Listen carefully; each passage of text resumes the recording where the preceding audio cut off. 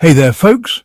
If you're enjoying this video and want to dive deeper into fascinating mysteries like this one, be sure to follow our channel. Support us by subscribing, liking, and commenting. We really appreciate it. The Great Pyramid Mystery, the oldest cover-up in history. Officially, the story is clear.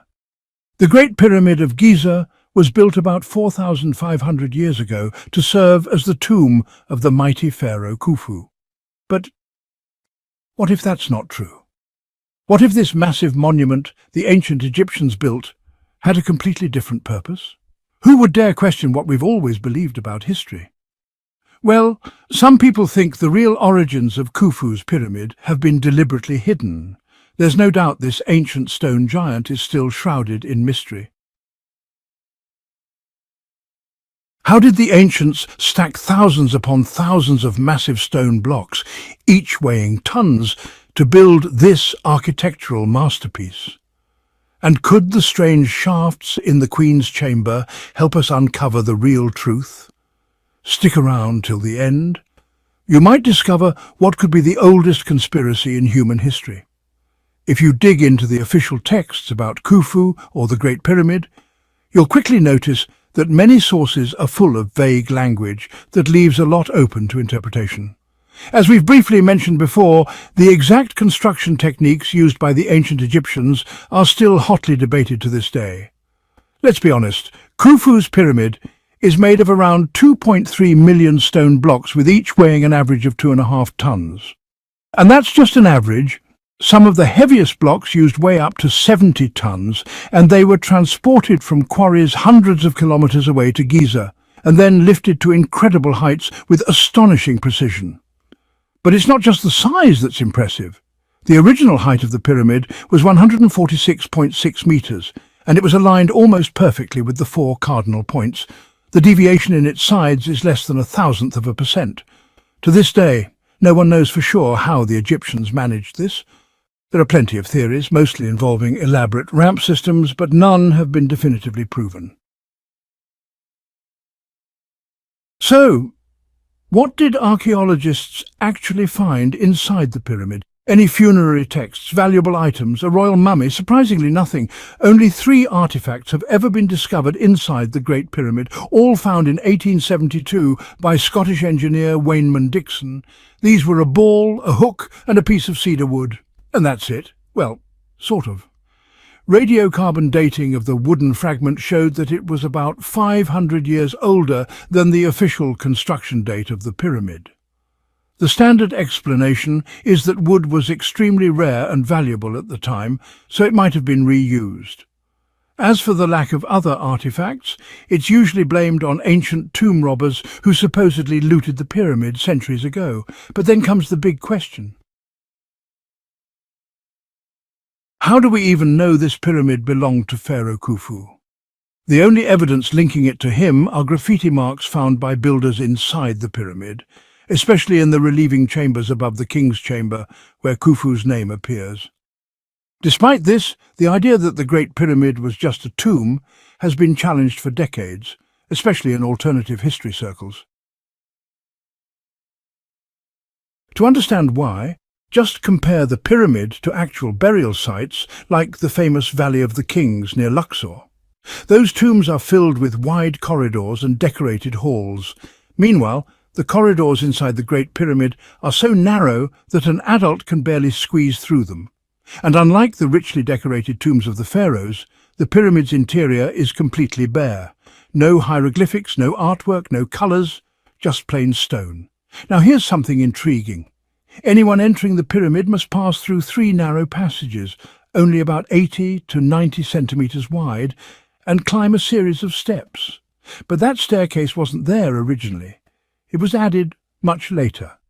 Originally, there was just a steep, empty corridor. Once you climb up, you reach what's called the Grand Gallery, a massive space 8.74 meters high and 46 meters long. Visitors often say the acoustics here are amazing. You can find tons of videos online showing this. Some people think this unique sound quality suggests the gallery had a special purpose, maybe something ceremonial. Officially, it's just considered a structural support. But again, no decorations or hieroglyphs. The mystery of the sarcophagus. When you look at a cross-section of the pyramid, something will catch your eye. The odd design of the king's chamber. It's the only known royal burial room from Egypt's 4th to 6th dynasties that has a flat ceiling. Instead of the typical triangular roof, the builders laid 9 massive granite beams, each over 6 meters long, on top of the chamber, and even built extra rooms above them just to support the weight. But why go to all that trouble? The centerpiece of the room is, of course, the sarcophagus. No mummy or grave goods were ever found here. But this giant granite box is taken as proof it was meant to be a tomb. Still, critics point out some strange inconsistencies. For one, the sarcophagus is way rougher and less refined than the rest of the pyramid. Compare it to the finely cut blocks around it. The sarcophagus looks almost unfinished. Its rough shape and visible tool marks puzzle many observers. Some go as far as to say it looks cheap or rushed. Not what you'd expect for a king. And the fact that it's cracked, along with other details, has led some skeptics to believe it might have been added later, long after the pyramid was built. In older photos of the king's chamber, there were other stones or chunks lying around the sarcophagus. Could these have been parts of its original lid? The Queen's Chamber and the mysterious shafts. There's also the Queen's Chamber, though the name is misleading. It comes from a mistaken interpretation during the Arab era. What's really strange are the 2 narrow shafts in this chamber, about 1.5 meters above the floor and 20 centimeters wide. These shafts were sealed until 1872, when Wayneman Dixon broke into them, and that's where he found the 3 artifacts mentioned earlier. Many believe these items were symbolic, meant to be used by the pharaoh in the afterlife. But if that's the case, why were they hidden in sealed shafts? One shaft is blocked by an iron rod about 20 meters in. Some say Dixon left it there. In 1993, a team led by German engineer Rudolf Gantenbrink explored the southern shaft. After about 2.3 meters, the shaft turned sharply upward at a 40-degree angle.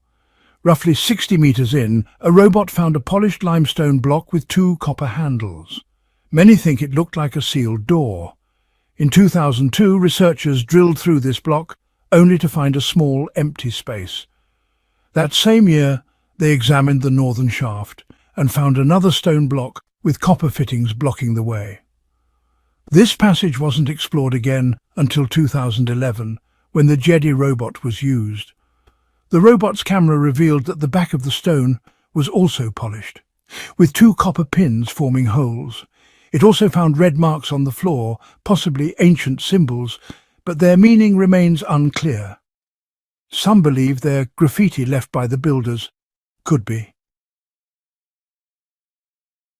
But the big question remains, what were these mysterious shafts in the Queen's chamber actually for? Why build tiny passages that don't lead anywhere and then seal them off? If they were for ventilation, why don't they go all the way outside? Another theory is that they were symbolic paths for the pharaoh's soul, guiding him to the stars in the northern sky. But if that's true, why do the shafts stop 15 meters short of the outside? Wouldn't the pharaoh's soul hit a dead end? Also, if the goal was to reach the northern stars, why build a southern shaft at all? And here's one more thing. The ancient pyramid texts, which talk about the pharaoh's journey to the afterlife, weren't even written down until 250 years after the Great Pyramid was supposedly built. Finally, I just want to thank you all for listening, really. If you enjoyed this journey into the mysteries of the pyramids, don't forget to subscribe, like and comment. It helps a lot, and I hope you'll join me for future